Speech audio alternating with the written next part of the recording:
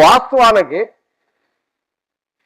లేఖనానుసారంగా పరిశుద్ధ గ్రంథములో వ్రాయబడిన లేఖనాలను బట్టి లేఖనాలను పరిశోధన చేస్తే ఒకరు సంఘ సభ్యులు ఏ విధంగా అవుతారు, సంఘ సభ్యులు అనగానేమి మొదటి ప్రశ్నలో మనం తెలుసుకుందాం.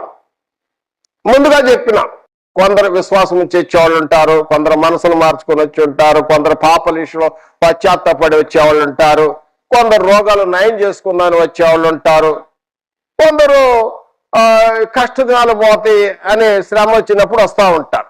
మంచిది, ప్రార్థన చేసుకోవటం మంచిది. అయితే వాస్తవంగా వచ్చిన వారు నిజంగా